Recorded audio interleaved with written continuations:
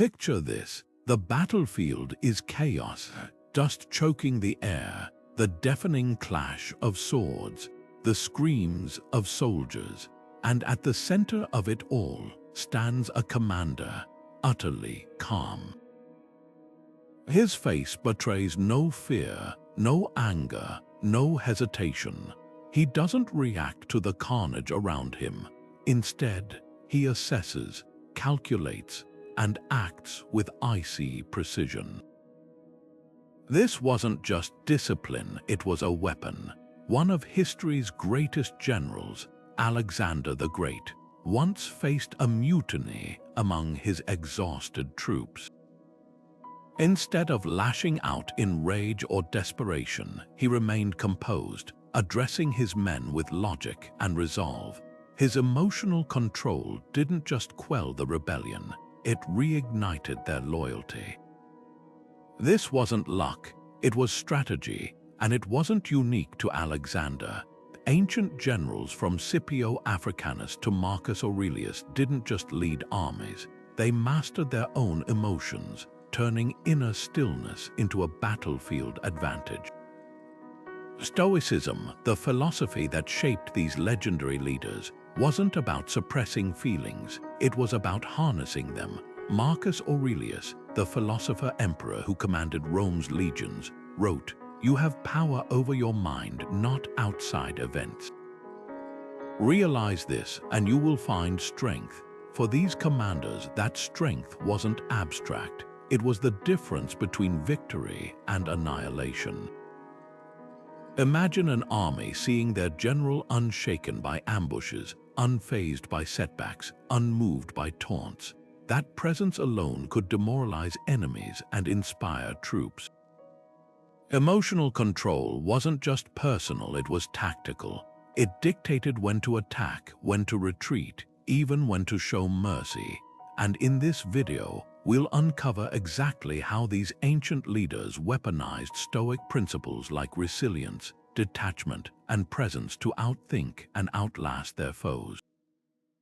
This isn't just history, it's a lesson in leadership that still applies today. Whether you're facing a high-pressure negotiation, a personal crisis, or simply the daily chaos of life, the same principles hold power. How do you stay calm when everything is falling apart? How do you make clear decisions under fire? The answers lie in the minds of these ancient strategists. So let's step onto the battlefield together, not with swords but with wisdom, and discover how mastering your emotions can become your greatest strategic advantage. Because the war isn't just outside you, it's within, and the generals who changed history knew one truth: the first victory is always over yourself. What separated great generals from the rest? It wasn't just skill with a sword or knowledge of terrain. It was their ability to see emotions for what they truly were, judgments, not facts. The Stoics understood this better than anyone. Epictetus, the former slave-turned-philosopher, put it bluntly: "It's not what happens to you, but how you react to it that matters." For a general, this wasn't philosophy, it was survival. Take the Battle of Cany, where Hannibal faced a Roman force twice his size. While the Roman commanders, fueled by pride and panic, charged headlong into his trap, Hannibal remained eerily calm. He didn't see disaster, he saw opportunity. His army, disciplined by his unshakable composure, executed a deadly encirclement that became one of history's most devastating military victories. The Romans weren't outmatched in numbers, they were outmatched in mindset. This is the Stoic general's secret. Emotions are tactical terrain, fear clouds judgment. Anger narrows vision, but clarity, that's what wins wars. Ancient commanders trained their minds like athletes train their bodies, not to eliminate emotion, but to master its flow. When Scipio Africanus planned his campaign against Carthage, he didn't just study maps, he studied his own impulses. He knew that hesitation or overconfidence could undo years of strategy in an instant. That's why Stoicism wasn't passive resignation, it was active control. Every setback was a chance to adapt. Every insult was a test of focus. And when the moment came to strike, the general who acted from reason, not reaction, held the real advantage.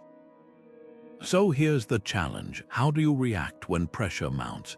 Do you see obstacles as threats or puzzles? The battlefield of life doesn't care about your feelings, but like those ancient generals, you can choose to care about your responses. The next time stress hits, ask yourself, is this emotion serving me or am I serving it? Because the difference between chaos and command isn't luck.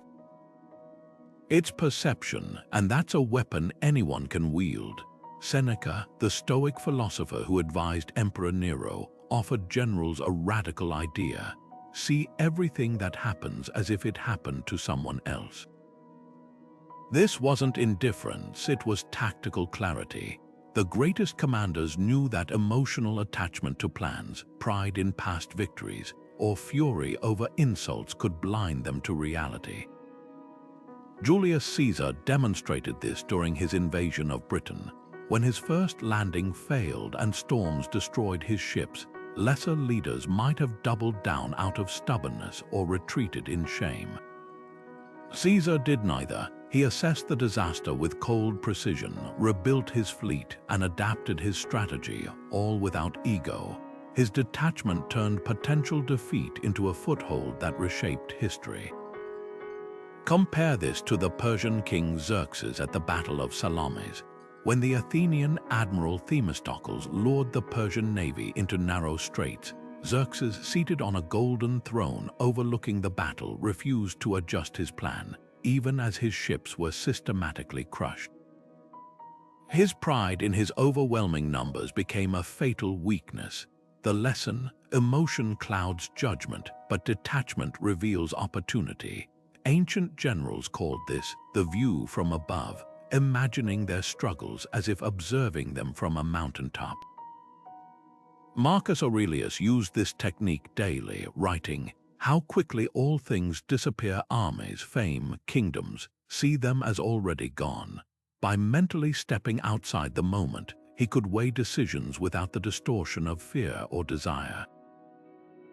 This skill wasn't reserved for emperors. Consider a centurion deciding whether to hold a crumbling defensive line. If he acted from panic, his men would rout. If he acted from blind loyalty, they'd be slaughtered. But if he detached, assessing the terrain, his reserves, the enemy's fatigue, he might spot the perfect moment for an orderly retreat that saved his unit to fight another day. Stoic detachment wasn't about lacking passion, it was about channeling passion into purpose. Scipio Africanus embodied this when he prepared to invade Carthage. While others clamored for revenge after Rome's defeat at Cany, Scipio spent years studying Carthaginian tactics, building alliances, and waiting for the strategic moment. His patience wasn't passivity, it was discipline. So where does this leave us? Think of a time you faced a high-stakes decision, maybe a career risk, a strained relationship, or a financial choice. Did emotion narrow your options? Detachment doesn't mean you stop caring, it means you start seeing. The next time you're stuck, ask Seneca's question: what would this look like if it happened to my closest friend? That shift in perspective might reveal the path forward, because whether on a battlefield or in a boardroom, the mind that isn't chained to its own reactions holds the real power. Marcus Aurelius once wrote in his private journal, "The obstacle is the way," 4 simple words that held the key to a general's survival, and a philosophy that turned setbacks into strategy. For Stoic commanders, this wasn't just optimism, it was the discipline of desire, a practice called amor fati, the love of fate. Imagine an army trapped behind enemy lines, supplies dwindling, morale collapsing. A reactive leader might rage against the injustice or despair at the odds, but a Stoic, they'd see the trap as the training ground. This was the mindset Xenophon mastered during the retreat of the 10,000. When his Greek mercenaries found themselves stranded deep in Persian territory after their allies were betrayed and murdered, he didn't waste energy cursing their misfortune. Instead, he reorganized his men into a mobile fighting force, adapted to guerrilla tactics, and led them on a fighting retreat across 1,000 miles of hostile terrain. Every ambush became a lesson, every shortage forced innovation. By embracing their reality, not resenting it, they turned a death march into one of history's most legendary survival stories. This is the paradox of amor fati. Acceptance isn't surrender. It's the first move in outmaneuvering circumstance. Modern life tests this daily. A sudden job loss, a failed project, a health crisis, these are our Persia. The instinct is to fight the fact of the problem, wasting energy on denial or bitterness. But what if, like Xenophon, you asked, how does this reality serve me? When Marcus Aurelius faced revolts, plagues, and betrayals during his reign, he didn't journal about fairness. He wrote, "The impediment to action advances action. What stands in the way becomes the way." That shift from resisting to repurposing is what separated leaders who collapsed under pressure from those who forged legacies. Consider a general besieging a city.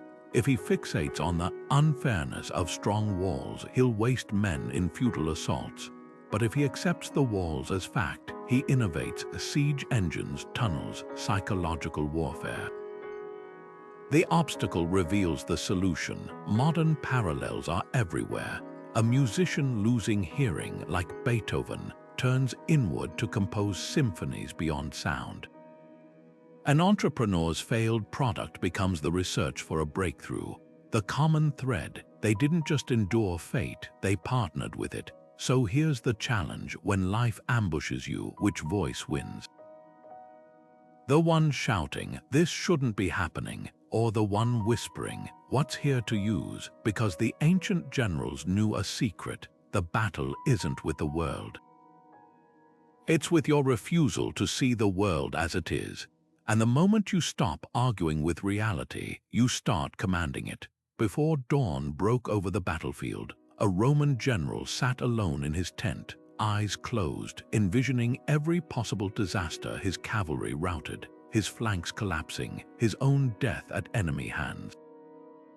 This wasn't paranoia, it was premeditatio malorum, the Stoic practice of rehearsing misfortune to disarm its power. Seneca wrote, "He who has anticipated the coming of troubles takes away their force when they arrive." Ancient commanders didn't just hope for victory, they trained for defeat. By mentally walking through every catastrophe, ambushes, betrayals, storms, they stripped fear of its surprise. When the real battle came, nothing rattled them. They'd already lived it. Take George Washington at Valley Forge. While his starving, shoeless troops endured the brutal winter of 1777, he didn't just pray for relief.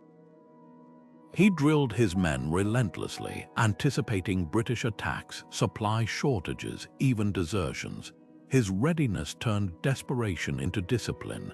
Contrast this with Napoleon's disastrous invasion of Russia. Confident in his past victories, he dismissed warnings about the Russian winter. When it came, his unprepared army froze and starved, collapsing in retreat.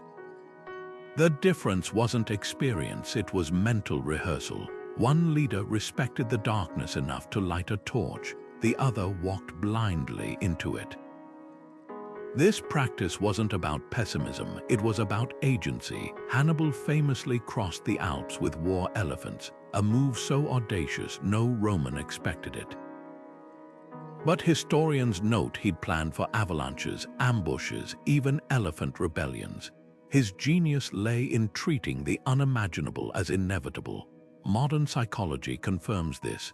Firefighters who mentally rehearse rescues perform faster under real smoke. Surgeons visualize complications before incisions. Why? Preparation rewires the brain to see crises as puzzles, not threats. So here's the challenge: what's your personal Alpine crossing?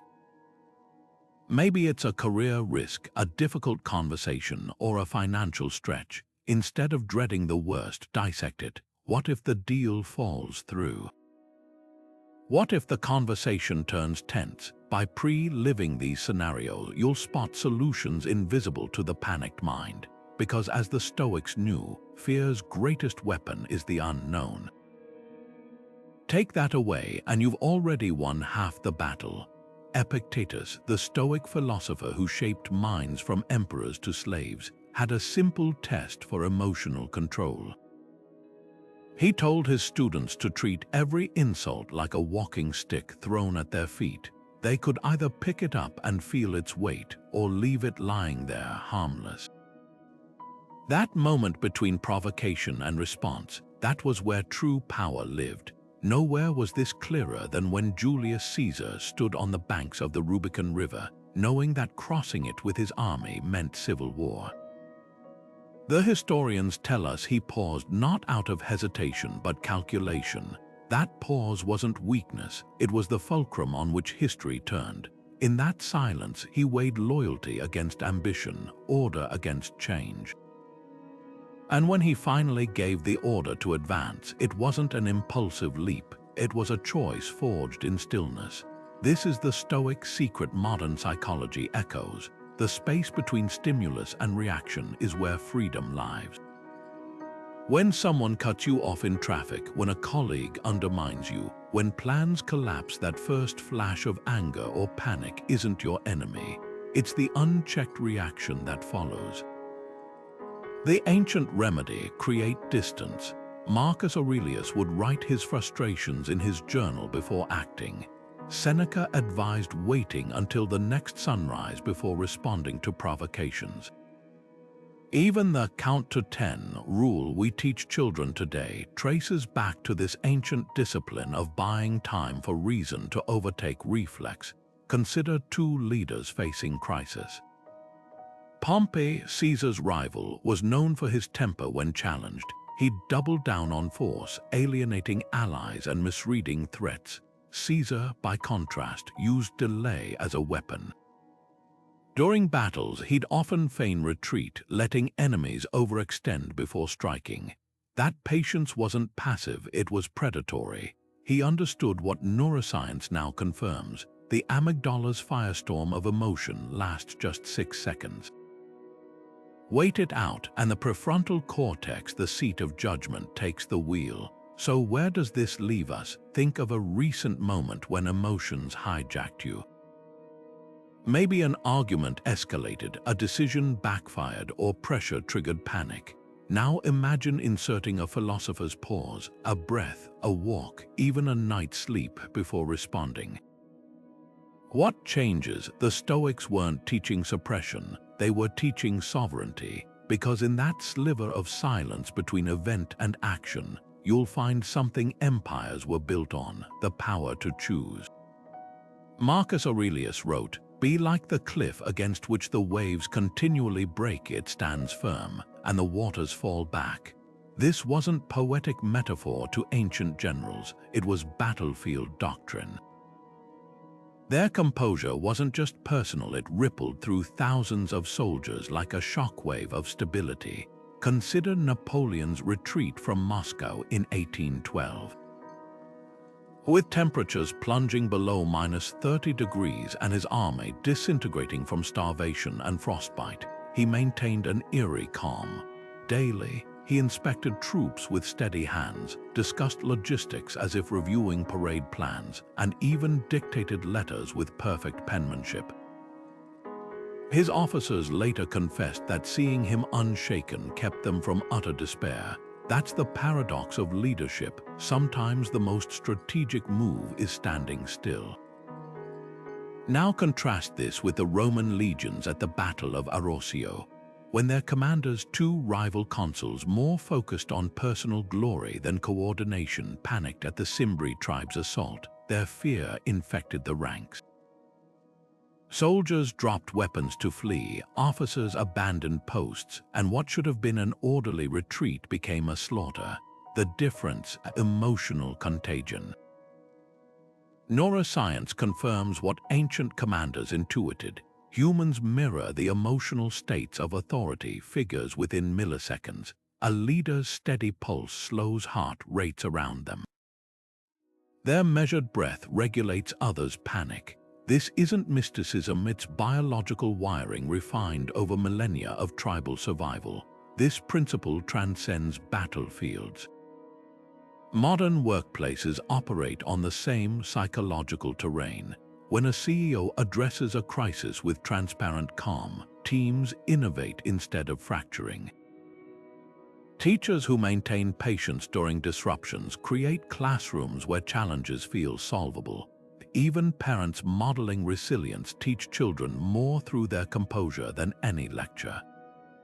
The question isn't whether you influence those around you, it's how deliberately you shape that influence. So who looks to you for emotional cues? The answer might surprise you. Colleagues mirror your email tone. Children absorb your stress responses. Strangers in tense situations search for calm faces to orient themselves. Like those ancient generals, you're constantly broadcasting emotional signals whether you realize it or not. The Stoics understood this responsibility. Epictetus advised, first decide who you wish to be, then act accordingly in all you do.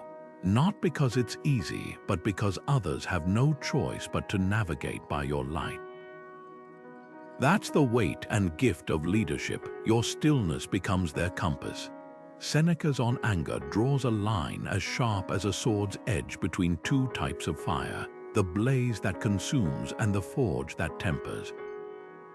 Anger, he wrote, is like a falling rock. Once loosed, it cannot be called back. But then he adds the crucial twist, unless you are the one who holds the lever. This was the Stoic paradox, not erasing emotion, but engineering it. Alexander the Great embodied this at Gaugamela. Facing Darius's vast Persian army, he didn't suppress his fury at their earlier betrayals, he timed it. When the moment came, he channeled that energy into a cavalry charge so precise it split the enemy forces like a wedge through wood. His anger wasn't a tantrum, it was a torque wrench, applied exactly when and where it would turn the battle. Modern culture often misreads this lesson. We're told to stay positive or let go of negativity, as if emotions were toxins to purge, but the ancients knew better. A general who never felt anger would lack the drive to defend his people. A leader who never grieved wouldn't grasp the cost of war. The danger isn't emotion, it's ownership. When Hannibal's brother Hasdrubal lost his cool during the Battle of Metaurus, abandoning formation to chase retreating Romans, he doomed his army. His rage wasn't weaponized, it weaponized him. This is where toxic positivity fails us today. Telling someone to just stay calm during injustice or to look on the bright side when betrayed ignores the Stoic truth.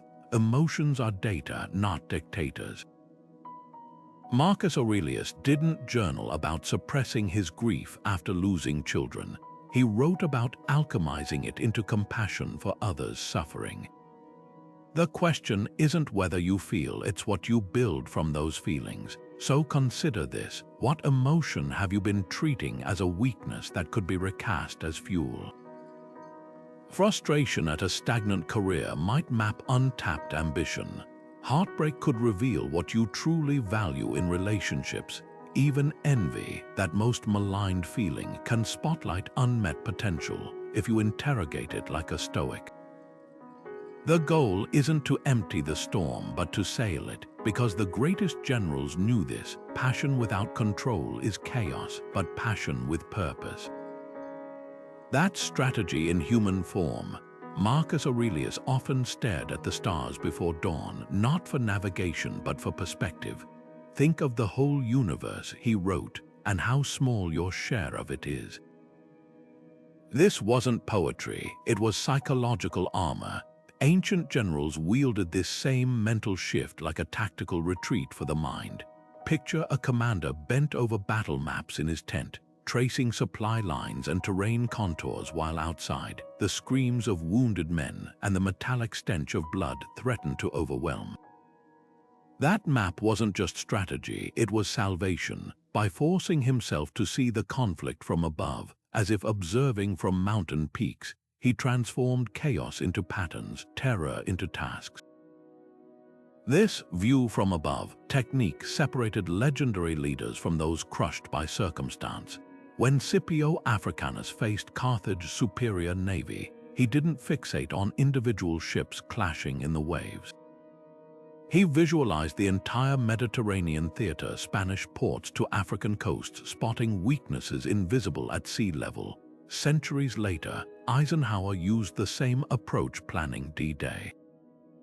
While soldiers saw only their patch of Normandy sand, he maintained a god's eye view of the entire operation, from parachute drops to tide tables. Stress thrives in tunnel vision, clarity expands with altitude. Modern neuroscience confirms this ancient wisdom. When researchers at Columbia University asked subjects to view personal problems as if watching a movie about someone else, brain scans showed decreased activity in the amygdala, the fear center, and increased engagement in the prefrontal cortex, where reasoning lives. That's not detachment, it's strategic repositioning. So try this exercise. Whatever challenge grips you today, a financial strain, a relational knot, a career crossroads, imagine viewing it from 10,000 feet.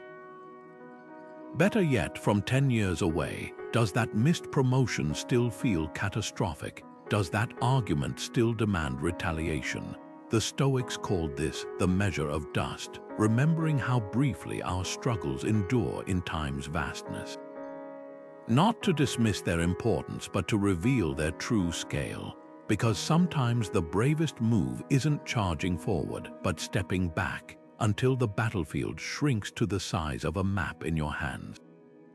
A Spartan king, when threatened by an invading army with the message, "If we enter your city, we will burn it to the ground," replied with a single word, "if." That razor-edged brevity wasn't just wit, it was psychological warfare. The Spartans elevated silence to an art form, understanding that words dilute power when overused. Centuries later, Ulysses S. Grant carried the same principle into the Civil War. Where other generals issued flowery proclamations, Grant's dispatches were stark as a winter tree. His famous, "I propose to move immediately upon your works," at Fort Donelson wasn't just efficient, it projected unshakable certainty. Every syllable he withheld amplified the weight of those he spoke. This wasn't about being antisocial, it was about tactical restraint. Ancient Chinese strategist Sun Tzu observed that the loudest general often knows least, while Roman emperors like Augustus cultivated deliberate pauses before speaking, making even casual remarks seem ordained. The pattern holds today. In boardrooms where everyone competes to fill airtime, the person who speaks last and least often controls the room. Neuroscience explains why silence triggers our threat detection circuits. Faced with quiet, we rush to interpret, to placate, to fill the void. A leader who resists that instinct holds the leverage. Modern life drowns us in noise, endless meetings, compulsive notifications, the pressure to instantly react. But what if you flip the script? Imagine entering negotiations with a Spartan's discipline, letting the other side reveal their hand while yours stays guarded. Consider emails stripped of unnecessary apologies and qualifiers, leaving only granite certainty. Even in personal conflicts, sometimes the most powerful reply is measured silence, not as a weapon, but as a filter for truth. So where does this leave us? Next time you feel compelled to explain, defend, or fill space, pause. Ask not what you should say, but what you could let others discover in the quiet. Because the unspoken truth about influence is this: the less you say, the more people listen. Cato the Younger, one of Rome's most uncompromising Stoics, would walk through the city barefoot in winter, wearing only a thin tunic while others bundled in cloaks. He'd deliberately sleep on hard ground, eat plain meals of bread and water, and expose himself to discomfort, not because he had to, but because he chose to. To modern eyes, this might seem like pointless suffering, but to Cotto it was strength training for the soul. He knew what every great general understood: comfort is the enemy of readiness. When Julius Caesar's armies marched across Gaul, they didn't carry tents. Legionnaires slept under the open sky, rain or shine, their bodies toughened by deliberate hardship. Their endurance marches covering 30 miles a day in full armor weren't just about physical stamina. They were psychological drills, conditioning soldiers to adapt when real battles stripped away all comforts. This philosophy wasn't unique to Rome. Spartan boys underwent the agoge, a brutal training regimen where they'd go barefoot in freezing weather, steal food to survive, and endure whippings without flinching. The goal wasn't cruelty, it was anti-fragility. Like a sword tempered in fire, they believed hardship didn't just build resilience, it revealed it. Fast forward to today, and we've inverted this ancient wisdom. Modern life insulates us from discomfort at every turn. Climate-controlled homes, on-demand meals, apps that eliminate even minor frustrations. Yet studies show this comfort paradoxically increases stress. When Norwegian special forces began incorporating misery training, a voluntary exposure to cold, hunger, and exhaustion, they found it didn't break recruits. It unlocked a mental resilience that translated to elite performance under real pressure. So here's the question: what minor hardship could you embrace today? Not as punishment, but as preparation. It might be taking cold showers like Theodore Roosevelt, who credited his health to the vigorous life, or walking instead of driving, fasting for a meal, or leaving your phone behind for an afternoon. The goal isn't to replicate legionnaire marches, it's to rediscover the truth Cotto demonstrated. Discomfort, when chosen, stops being suffering and starts becoming strategy. Because life will demand resilience whether through loss, failure, or crisis, and the difference between crumbling and conquering often comes down to this: did you wait for hardship to find you, or did you train for it first? Epictetus drew a line in the sand of the soul. Some things are within our power while others are not. For the Stoic general, this wasn't philosophy, it was survival. Consider Fabius Maximus, the Roman commander tasked with stopping Hannibal after the disaster at Cany. While others demanded a decisive battle to erase the shame, Fabius did something radical. He refused to fight on Hannibal's terms. Instead, he shadowed the Carthaginian army, harassing supply lines, avoiding pitched battles, and letting the Italian winter whittle away at Hannibal's forces. His soldiers called him the delayer as an insult. History remembers him as the shield of Rome. Fabius understood what modern psychology confirms: the illusion of control. The belief we can command every outcome is the enemy of true strategy. This distinction between effort and outcome separates legendary leaders from desperate ones. Hannibal himself fell prey to this when he reached the gates of Rome after Cany. Expecting the city to surrender, he instead found the gates barred and new legions forming. His brilliance on the battlefield couldn't force Romans to capitulate, only they controlled that choice. The Stoics called this the art of acquiescence, pouring everything into what you can influence, then releasing your grip on the rest. Like an archer focusing solely on drawing the bow perfectly, knowing the wind may still deflect the arrow. Modern leadership often inverts this wisdom. Micromanagers exhaust themselves dictating trivial details while neglecting morale. Parents helicopter over children's every choice, stifling resilience. Entrepreneurs fixate on market fluctuations they can't control instead of refining their product. The pattern is ancient: Xerxes ordering the sea to be whipped when storms thwarted his invasion, Napoleon insisting Russia would negotiate despite the snows. All energy wasted on the ungovernable, So here's the challenge. Where in your life are you playing Hannibal at Rome's gates, pounding at outcomes you can't force? Maybe it's a relationship you're trying to fix single-handedly, a career milestone that depends on others' approval, or even societal changes beyond one person's reach. The Stoic remedy isn't passivity, it's ruthless prioritization. Fabius didn't abandon the war. He redefined victory not as crushing Hannibal in battle, but as preserving Rome until circumstances shifted.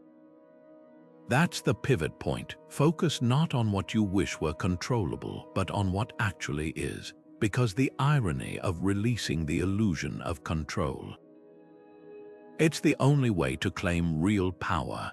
Before the first sword was drawn at Thermopylae, the Spartan king Leonidas gathered his 300 warriors and spoke not of victory but of endings. "Eat well tonight," he told them, "for tomorrow we dine in Hades." This wasn't macabre theater, it was psychological warfare turned inward. By confronting death head-on, the Spartans transformed fear into fuel. Their legendary last stand wasn't just about holding a pass.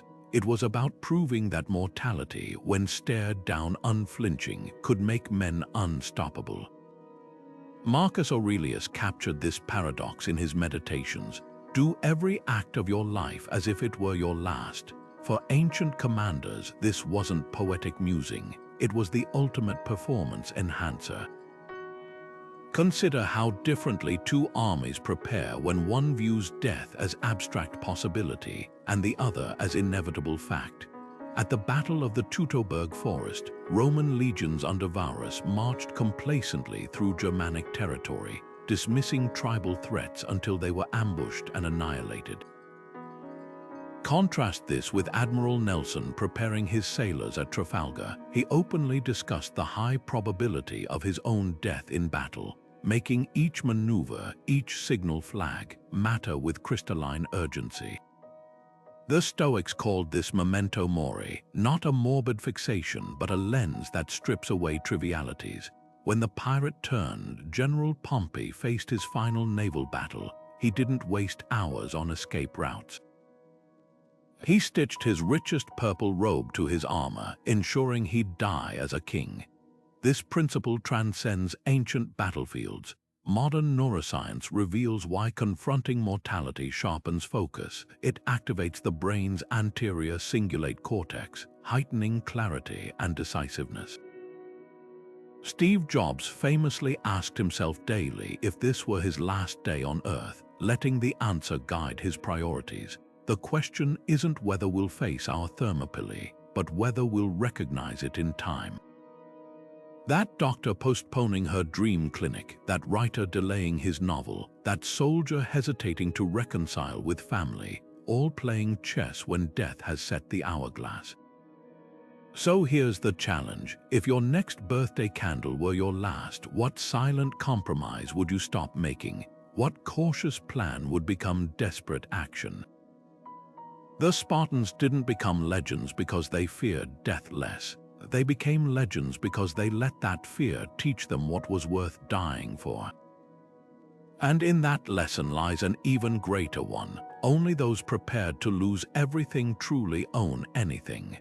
Zeno, the founder of Stoicism, defined virtue as living in agreement with nature, but beneath that simplicity lay a radical demand. Justice requires seeing the world as it is, not as we wish it to be.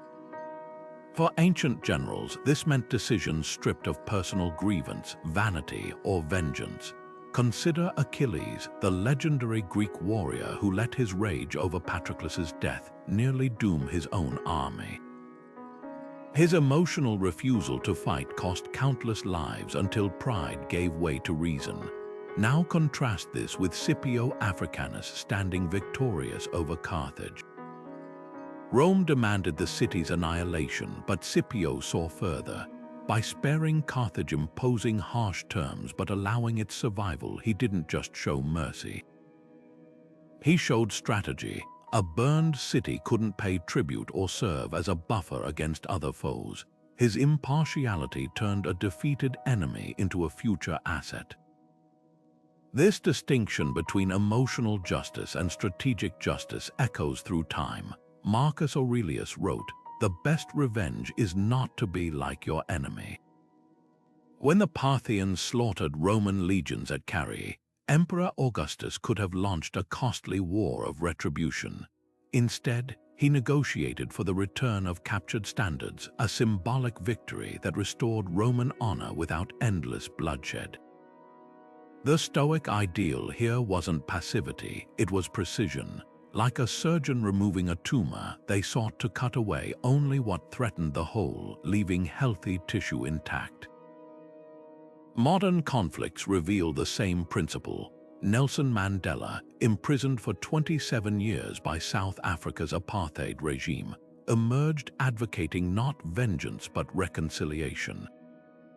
His Truth and Reconciliation Commission traded punishment for confession, prioritizing national healing over personal catharsis. Research now confirms his approach. Studies of post-conflict societies show that restorative justice reduces cycles of violence more effectively than punitive measures. The lesson: emotion demands payback, strategy demands outcomes. So where does this leave us? Think of a disagreement you're nursing, a workplace slight, a family rift, a social media feud. Is your stance serving justice or serving your ego? The Stoics would ask, what would this look like if you removed the word "I" from the equation? Because bias isn't just prejudice, it's the invisible weight of our own unmet needs distorting the scales.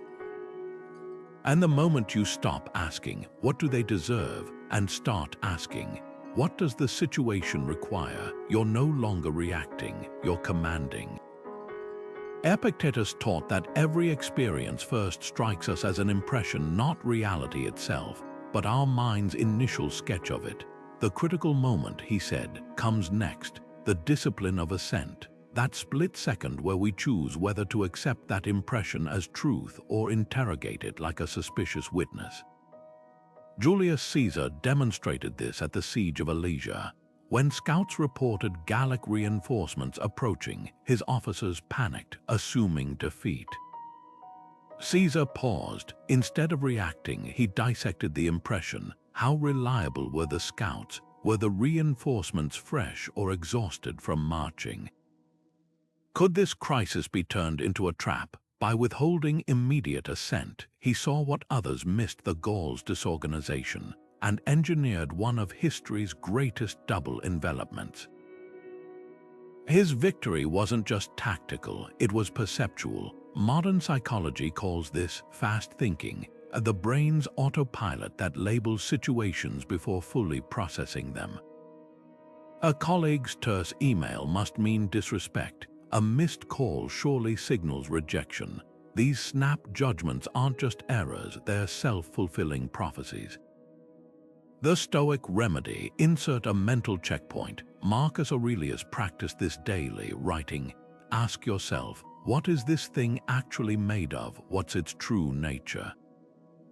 He wasn't dismissing emotions, he was demanding they earn their keep. Consider a moment you regret, a heated text sent too fast, an opportunity dismissed too soon.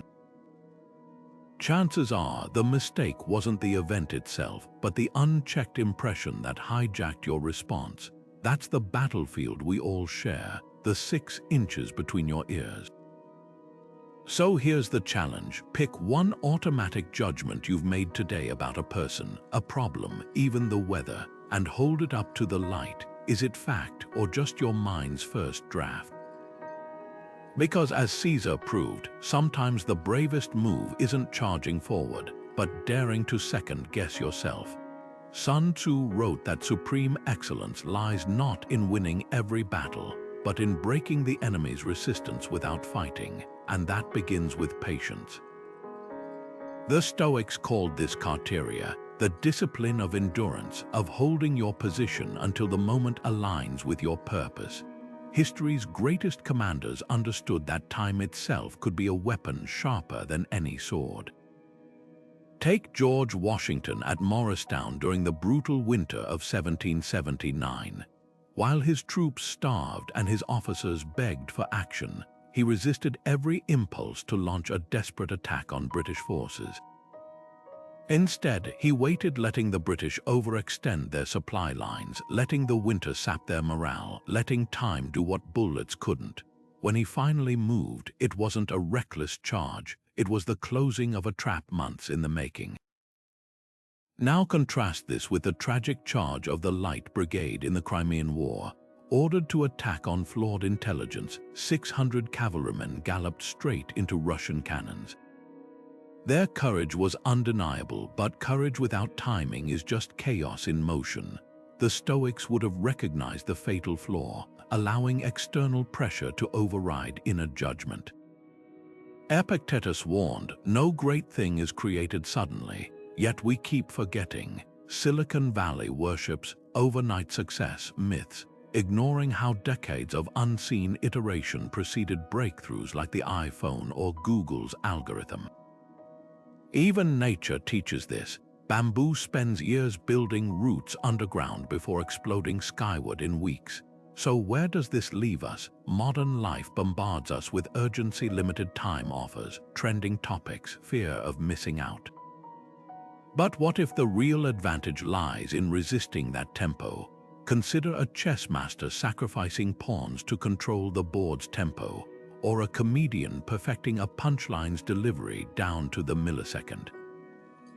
Timing isn't passive waiting, it's active preparation. The archer doesn't just release the arrow, they feel the wind, adjust their grip, wait for the target to enter perfect alignment. Think of a goal you're forcing right now, a strained negotiation, a premature career move, a relationship push. What if the friction you're feeling isn't an obstacle to overcome, but a signal to recalibrate? Patience isn't the absence of action, it's the precision of action, because as Washington proved, sometimes the strongest move is the one you don't make, until the moment makes it for you. Zeno once described reason as a sacred fire, not the wild blaze of emotion, but a steady flame that illuminates truth without consuming it. For the Stoic general, this fire wasn't just philosophical, it was the compass that guided armies through fog and chaos. Take Belisarius, the Byzantine commander tasked with reclaiming Rome from the Ostrogoths in the 6th century. While others saw a crumbling empire, he saw a puzzle. Methodically, he audited supply routes, calculated siege durations, and mapped terrain advantages, never relying on momentum or morale alone. When his officers urged a celebratory assault after retaking Naples, he refused, insisting on securing supply lines first. That discipline turned what could have been a fleeting victory into a sustained campaign that restored Rome to imperial rule for generations. Now contrast this with the fate of Persian King Xerxes at Salamis. Flattered by advisors who assured him of divine favor, he ignored his admiral's warnings about narrow straits, dismissing logic for the intoxicating promise of glory. The result, a naval catastrophe that crippled his invasion. The pattern repeats through history, Napoleon dismissing Kutuzov's strategic retreats as cowardice, Custer ignoring scouts' reports at Little Bighorn. Emotion, whether pride, anger, or euphoria, distorts reality like warped glass. Reason alone holds its shape under pressure. This isn't ancient trivia. Modern psychology confirms that decisions made under emotional arousal activate the amygdala, overriding the prefrontal cortex where judgment lives. The difference between a CEO salvaging a failing company and one driving it bankrupt often hinges on who can silence the noise of panic or ego. Even in personal crises, a heated argument, a financial scare, the mind that pauses to ask what's actually true gains the high ground. So reflect for a moment. When did reason last rescue you from emotions under tow? Maybe it was resisting the urge to send that angry text or choosing to fact-check a viral claim before sharing it. These quiet victories mirror Belisarius at the gates of Rome. The moment you trade, "This feels right," for "this makes sense," you're no longer reacting to the world, you're commanding it.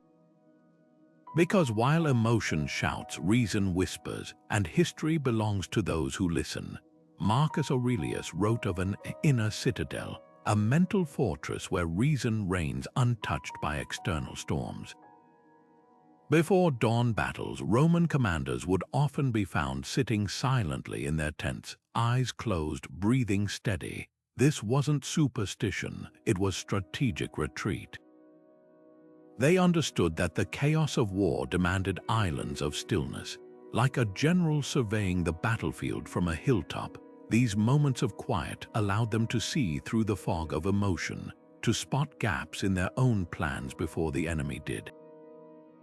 The Stoics called this cessatus animi, the withdrawal of the mind, a practice as vital as sharpening swords or drilling troops. Modern neuroscience reveals why this worked. When we pause to breathe deeply or focus inward, the brain's default mode network activates, linking creativity with problem solving. It's why Navy SEAL train in box breathing before missions, why CEOs like Ray Dalio swear by daily meditation. The principle hasn't changed in 2,000 years. Clarity isn't found in the noise, it's carved out in the quiet. But here's the twist, your inner citadel doesn't require a mountaintop or meditation cushion. For some, it's the rhythmic focus of a morning run. For others, it's the deliberate strokes of a paintbrush or the ritual of brewing tea. The form doesn't matter, the function does. During the siege of Vienna in 1683, Polish King Jan Sobieski was famously found playing chess the night before his decisive cavalry charge. Not to escape reality, but to master it, the game forced him to think multiple moves ahead, to anticipate variables, a mental dress rehearsal for the battle to come. So ask yourself, where do you retreat to recalibrate? Is it journaling like Marcus Aurelius, walking like Nietzsche, or something as simple as closing your eyes for 3 breaths before answering a stressful email? Because the real test isn't whether life storms around you, it's whether you've built a space within yourself where the winds don't reach. That's the general's true advantage, not controlling the battlefield, but commanding the mind that surveys it. Heraclitus wrote that no man steps in the same river twice, not just because the water flows, but because the riverbed itself shifts beneath our feet. For ancient generals, this wasn't poetry, it was the essence of survival. Consider Themistocles facing the Persian armada at Salamis. Outnumbered 3-1, he didn't cling to traditional tactics. He lured the massive Persian ships into narrow straits where their numbers became a liability, turning the very geography against them. His fleet, nimble and adaptable, carved through the chaos like water finding cracks in stone. This was strategy as fluid as the Aegean tides, not abandoning principles but bending them to the shape of reality.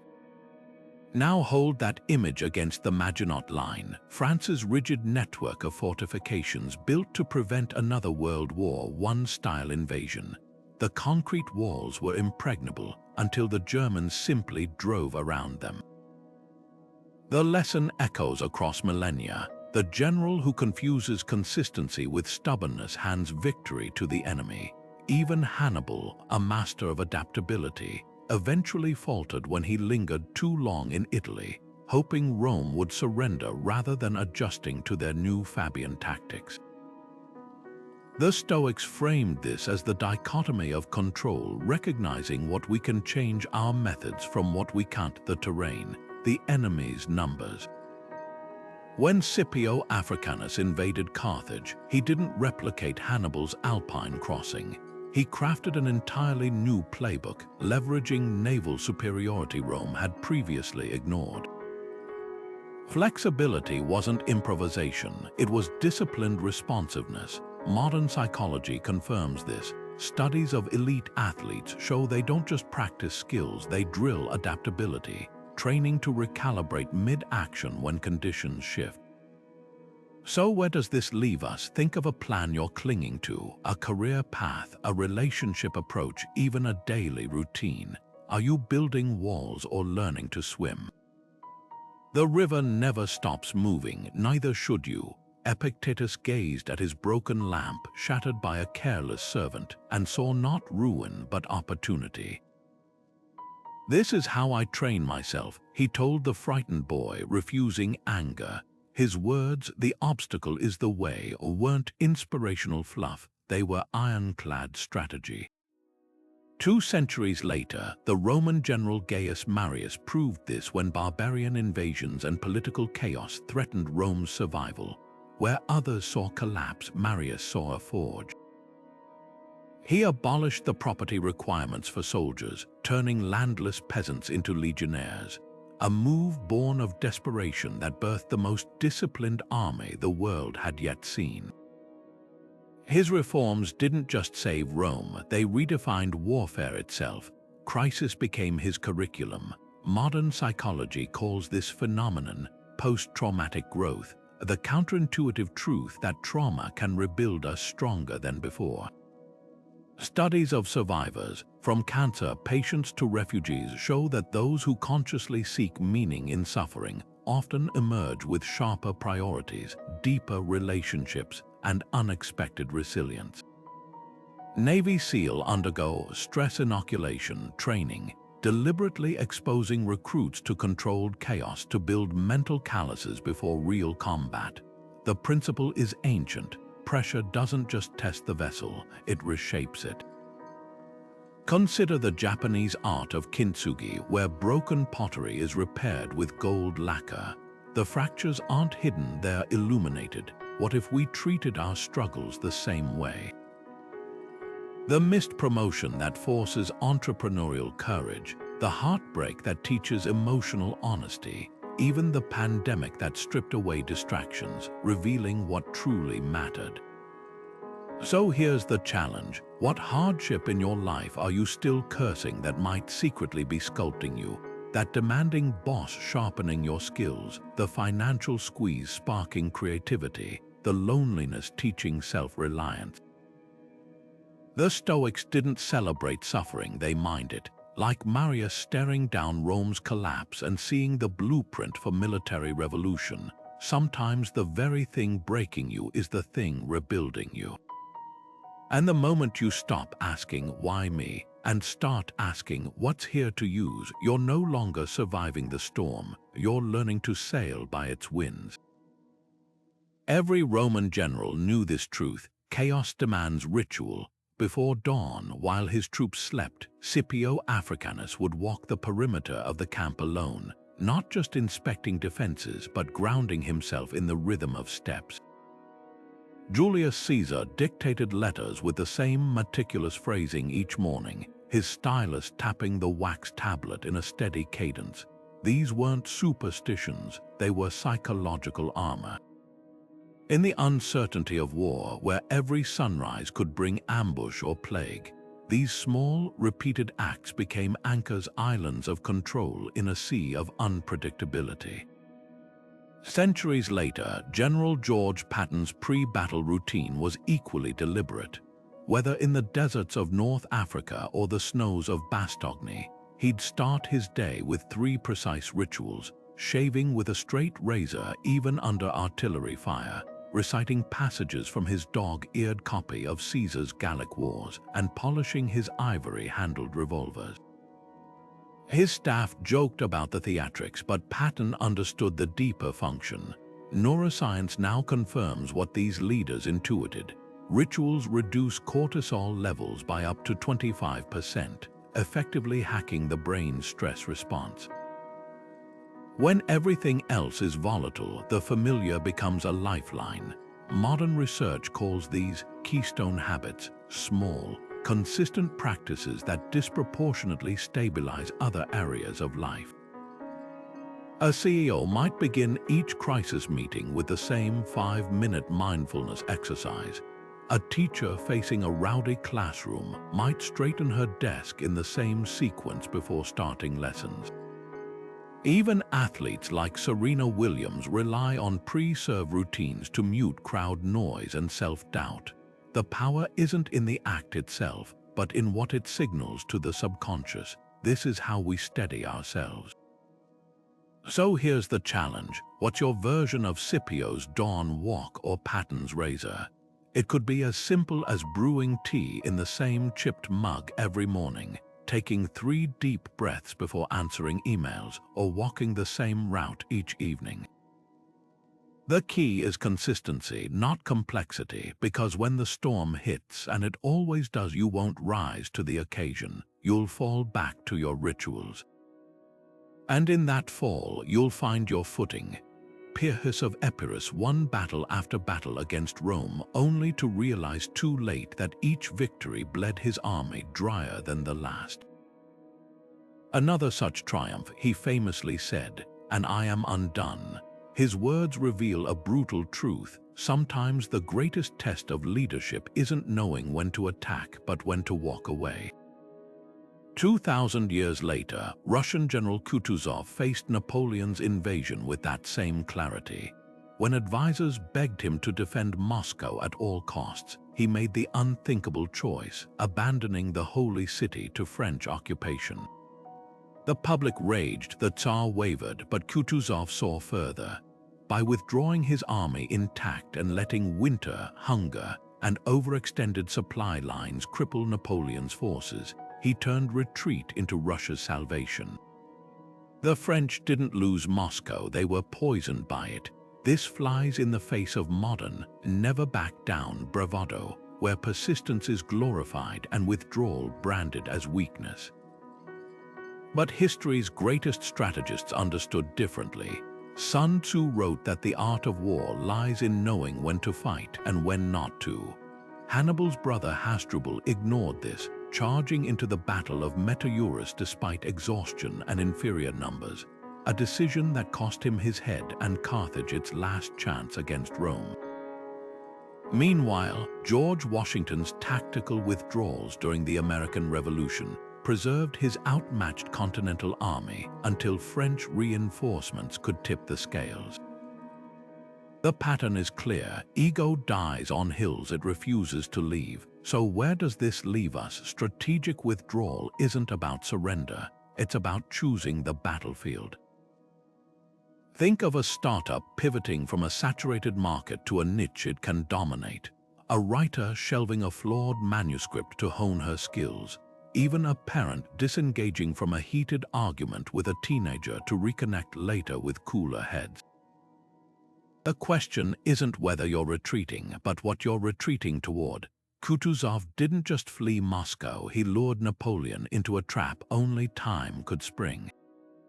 Consider the last time you dug in your heels. Was it principle or pride? The Stoics would ask, is this hill worth your bones? Because the general who confuses stubbornness with strength eventually fights his last battle. But the one who masters the art of withdrawal, he gets to rewrite the war.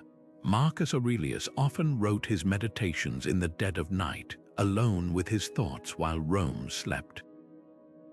You will find no one to share your grief, he confessed in one private entry, nor should you seek to. For a ruler commanding legions across 3 continents, this wasn't melancholy, it was necessity. The same weight pressed on the Duke of Wellington the eve of Waterloo. As his officers toasted their battle plans, he slipped away to a dimly lit tent, studying maps in silence. Later, he'd confess that no one, not his staff, not even his closest friends, could truly grasp the crushing calculus of sending thousands to their deaths for a victory not yet secured. Leadership's cruel paradox: the higher you rise, the fewer shoulders bear the load with you. Modern executives know this isolation intimately. Studies of CEO stress reveal a startling pattern. The more authority one holds, the less they disclose their doubts. A Harvard Business Review survey found that over half of senior leaders described their role as profoundly lonely, with many admitting they'd rather discuss personal health crises than strategic uncertainties with their boards. The Stoics anticipated this 2 millennia ago, not as a flaw in leadership, but as its inescapable shadow. When Epictetus taught that the price of greatness is responsibility, He wasn't glorifying suffering, he was naming the toll. Yet here's the overlooked wisdom: this loneliness isn't just to be endured, it's to be mastered. Consider Admiral Nelson, who kept two contradictory battle plans before Trafalgar, sharing neither until the final hour. His officers called it genius, his journal called it agony. The lesson: strategic solitude differs from emotional isolation. One is the discipline of protecting sensitive decisions, the other risks cutting off vital feedback. The Stoic general didn't hoard burdens to appear strong. He measured what must be carried alone versus what could weaken if shared prematurely. So who in your life hears your unvarnished doubts? Not the performative vulnerabilities shared for bonding, but the real tremors that keep you awake at 3 a.m. A mentor, a spouse, or have you, like Marcus scratching words by lamplight, resigned yourself to the silence? Because the greatest commanders knew this, the weight of command never lightens, but the shoulders that bear it can grow stronger. Not by pretending the load doesn't exist, but by choosing exactly where to set it down. Hannibal didn't just fight Rome, he studied it. After his crushing victory at Cany, most commanders would have reveled in triumph. But the Carthaginian general spent nights dissecting Roman tactics, poring over captured scrolls detailing their formations, logistics, and discipline. What fascinated him wasn't just their strengths, but their stubborn predictability, the way they always sought open field clashes, their reliance on heavy infantry, their pride that blinded them to unconventional warfare. In those quiet hours, Rome became Hannibal's unwitting tutor, revealing gaps he'd later exploit with alpine ambushes and feigned retreats.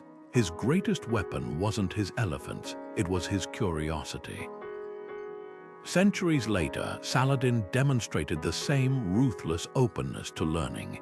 After the Crusaders' shocking victory at Montjuic, where a teenage leper king outmaneuvered his forces, the Muslim commander didn't dismiss the defeat as luck.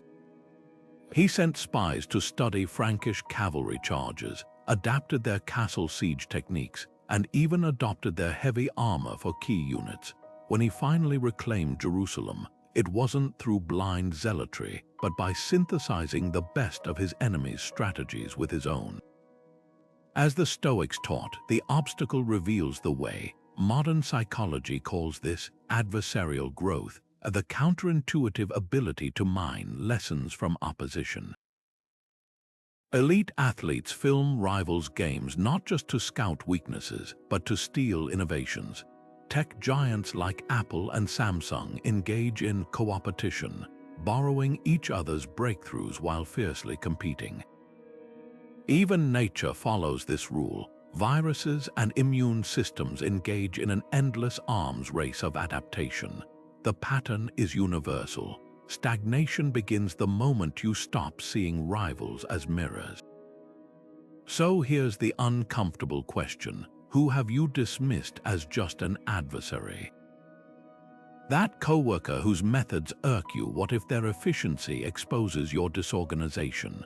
That competitor whose success galls you, might their customer service reveal your complacency? Hannibal and Saladin didn't conquer by arrogance. They conquered because they humbled themselves before the truth, even when it came from the spear pointed at their throat. The greatest generals knew this. Your enemy's greatest gift isn't their defeat. It's the reflection they force you to confront. Caesar understood what few commanders dared to acknowledge. Men fear what they do not understand, so give them something incomprehensible to fear.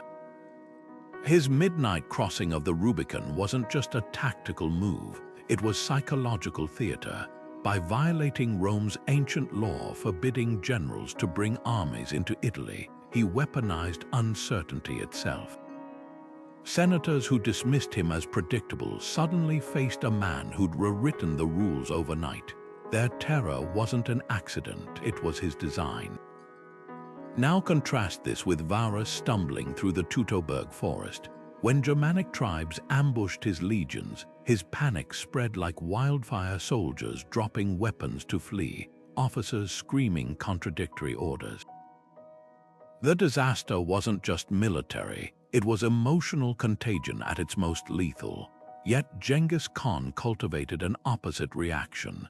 His reputation alone could make cities surrender without a fight, not because he was crueler than others, but because his unpredictability became legendary. Would he spare those who yielded or pile skulls into pyramids? The uncertainty paralyzed his enemies more effectively than any siege engine. This is the paradox of fear. Uncontrolled, it destroys you. Mastered, it becomes your sharpest tool. Sun Tzu called it the commander's art, using dread not randomly but with surgical precision.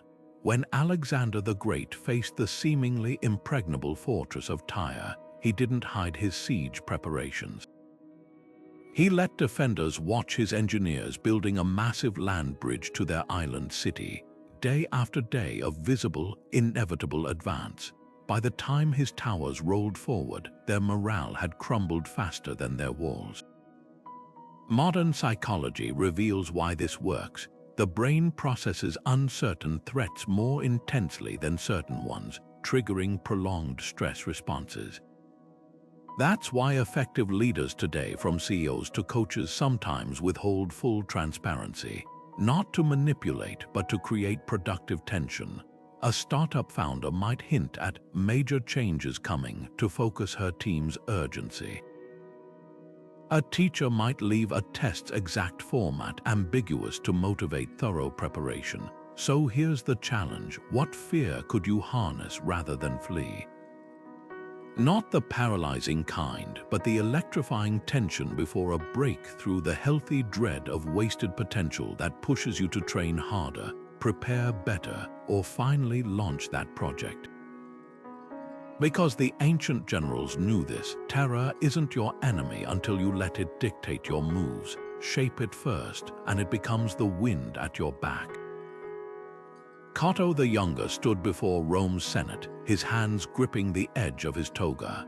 With a dramatic tear, he ripped the garment down the middle, exposing the plain tunic beneath, a calculated spectacle meant to shame his rivals for their decadence. The performance worked. Crowds whispered about his unshakable virtue, but the truth was subtler. Cato wasn't rejecting theatrics, he was weaponizing them. His torn robes weren't a renunciation of image, they were an image themselves, and therein lies the trap. Ancient history brims with leaders who mistook the appearance of honor for the real thing. Xerxes ordering the Hellespont whipped for disobeying him, Napoleon insisting on coronation with Charlemagne's crown. These weren't displays of strength. They were insecurity masquerading as tradition. Now contrast this with Subutai, Genghis Khan's legendary general. While European knights obsessed over chivalric codes and heraldry, Subutai wore the same worn leather armor as his lowest soldier. His prestige came not from titles or regalia, but from something far more terrifying: consistent, ruthless competence. When tasked with invading Eastern Europe, he didn't demand parades or trophies. He studied river crossings, supply routes, and local politics with the focus of a scholar. The result, a campaign so devastating that decades later, Hungarian mothers still frightened children with whispers of his name. Subutai understood what Cato's theatrics obscured. True honor isn't proclaimed. It's proven. This dichotomy echoes today in our addiction to personal branding. LinkedIn profiles polished like medieval armor, Instagram feeds curated to project success rather than document it. We've built entire economies around the illusion of merit. A startup founder might obsess over TED Talk cadences while their product languishes. An artist chases viral validation at the cost of craft. Even education isn't immune. Students cram for tests they'll never use, collecting grades like feudal lords hoarding seals of approval. The Stoics called this prosopon, the mask we confuse for the face. So here's the uncomfortable mirror. Where does your energy flow, towards substance or its shadow? that conference invitation you're chasing? Is it about sharing knowledge or collecting another line on your bio? The gym selfie you painstakingly stage, are you honoring progress or performing it? The answer isn't to reject appearances entirely. Even subutile new fear was a tool, but to audit their cost. Because the greatest leaders, ancient and modern, share one trait. They care far more about the weight of their actions than the noise of their reputation. And in that silence, real honor grows. They called him Cunctator, the delayer, a name meant to shame Fabius Maximus as he shadowed Hannibal's army across Italy, refusing to engage in the grand battles Rome craved. But history remembers differently. That supposed weakness became his genius. While others demanded immediate glory, Fabius played the long game, letting time erode Hannibal's forces like water smoothing stone. His strategy revealed a truth modern leaders often forget. Endurance isn't passive, it's persistence weaponized. Consider Rome's rise itself.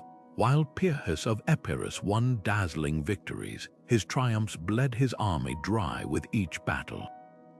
Meanwhile, Rome absorbed defeats, adapted, and expanded over centuries, not through flashy conquests, but through relentless institutional stamina, their secret. They built roads that outlasted emperors, aqueducts that fed generations, and laws that endured long after legions faded. Pyrrhus' brilliance burned bright and brief. Rome's slow burn forged an empire. Today's obsession with quarterly profits and viral moments mirrors Pyrrhus' fatal flaw. Startups chase explosive growth at the cost of sustainability. Politicians prioritize polling bumps over lasting reform.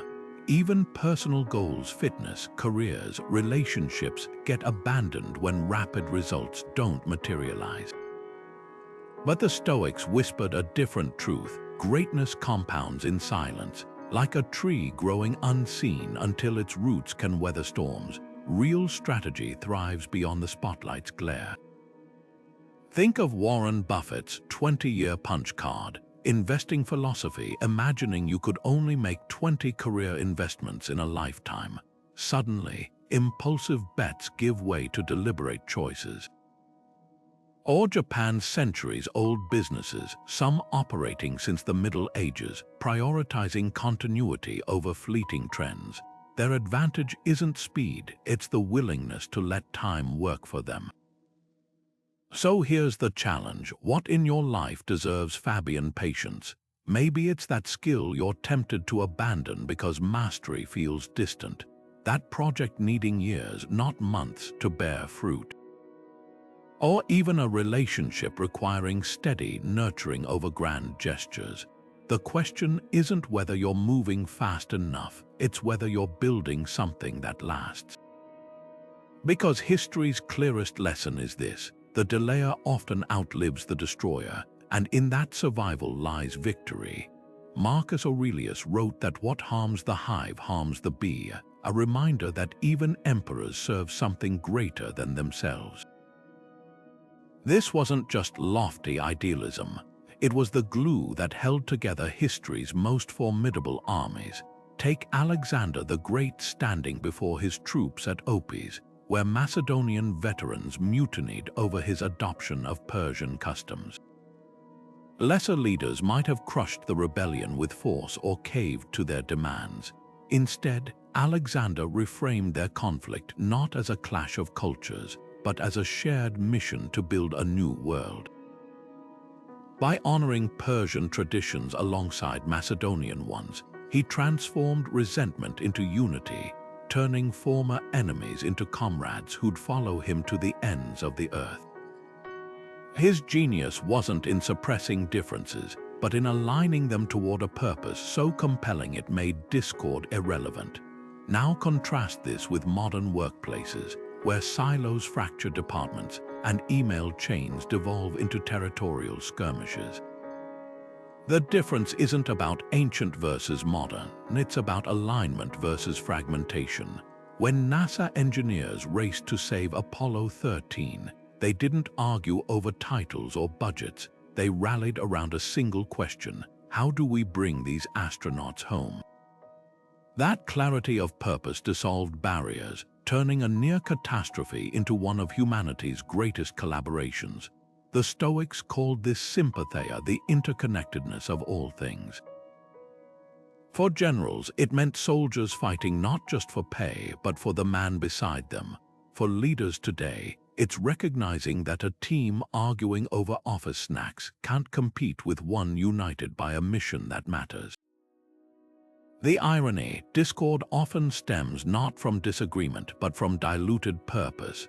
Xerxes' invasion of Greece failed in part because his conscripted troops, Egyptians, Babylonians, Phoenicians, had no stake in his ego-driven conquest. Yet Cyrus the Great built the Persian Empire by granting local autonomy under a shared vision of prosperity. His secret: he understood that unity isn't uniformity. It's giving diverse people a common flag to march toward. So here's the challenge: whose loyalty might you earn not by demanding compliance, but by defining a cause worth joining? Maybe it's the disengaged co-worker who perks up when tasked with mentoring new hires, the fractious family that reunites when volunteering together. Even social media's toxic debates could shift if we asked not who's right, but what problem are we both trying to solve? Because history's greatest leaders knew this: armies don't follow orders, they follow meaning. And the moment you give people a purpose bigger than their grievances, you don't just lead them, you awaken them. Scipio Africanus stood at the pinnacle of power after annihilating Hannibal's forces at Zoma. Rome clamored to crown him dictator for life, an offer that would have cemented his name in blazing glory. Instead, he walked away, not from weakness but from wisdom. He knew what lesser conquerors often forget: monuments crumble, but systems endure. While men like Pyrrhus of Epirus chased fleeting triumphs that left no footprint beyond bloodstains, Scipio spent his later years reforming Rome's military training and civic institutions. His legacy wasn't a statue, it was the spine of an empire that would outlast him by centuries. This is the Stoic litmus test for true achievement: not how loud your applause is today, but how long your echo lingers. Augustus, Rome's first emperor, grasped this when he boasted, "I found Rome a city of bricks and left it a city of marble."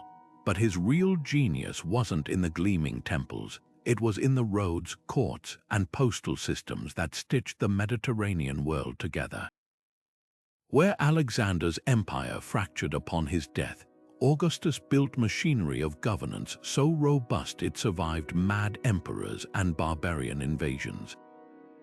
The lesson: glory is a spark, legacy is the forge. Modern culture obsesses over viral moments and quarterly metrics, but history's verdict is clear.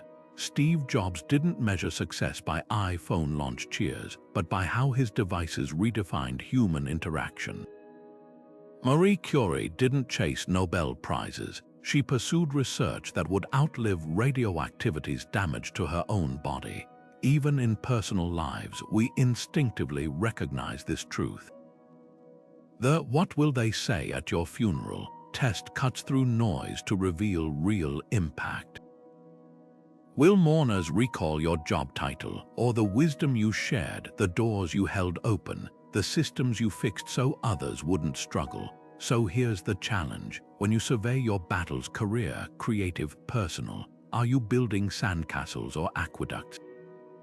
The sandcastle craves the wave's crash, the fleeting gasp of admiration before dissolution. The aqueduct asks no applause. It simply channels life where it's needed, long after its builders are dust. That's the choice Scipio made, not between power and obscurity, but between a name etched in gold and hands that shaped the river of time itself. The rise and fall of empires wasn't decided by swords alone. It was forged in the quiet moments when a general chose reason over rage, clarity over chaos. From Alexander's icy composure during mutinies to Scipio's calculated mercy at Carthage, History's greatest victories were won not just on battlefields, but in the minds of those who commanded them.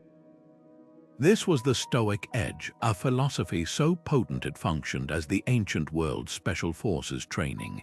Marcus Aurelius, the philosopher-emperor who held Rome together through plague and war, distilled it to its essence: you have power over your mind, not outside events. That single sentence contains the DNA of empires. While others reacted, Stoics responded. Where rivals saw obstacles, they saw opportunity. And in today's world of knee-jerk tweets and perpetual outrage, these principles aren't relics, they're revolutionary. Consider the contrast. Ancient leaders like Fabius Maximus spent years mastering delayed gratification to outlast Hannibal, while modern algorithms reward our every impulsive scroll. Commanders like Caesar trained to pause at the Rubicon, weighing consequences with glacial precision. Yet we're encouraged to trust our gut in decisions that ripple for decades. The irony: neuroscience now confirms what these generals knew. The amygdala's panic lasts 6 seconds. Wait that long, and reason takes the wheel. The difference between a career-ending outburst and a strategic response often hinges on that sliver of silence. So here's your mission, straight from the war councils of history. This week, weaponize one general's tactic. Maybe it's emulating Washington's pre-battle rituals, starting each morning with 3 intentional breaths before checking your phone. Or channeling Epictetus' walking stick test when insulted, asking, will I pick this up or leave it lying? Perhaps it's Scipio's detachment, viewing a crisis as if advising a friend rather than drowning in it. The goal isn't to replicate ancient battles, but to claim their discipline for your daily wars. Now we turn to you. Which strategy struck a chord? Was it Hannibal's curiosity toward rivals, or Aurelius' pre-dawn journaling? Share your pick in the comments, not just to inspire others, but to cement your own resolve. Because the truest measure of this wisdom isn't in understanding it, but in deploying it. And who knows, the next empire shaped by these principles might not be Rome's,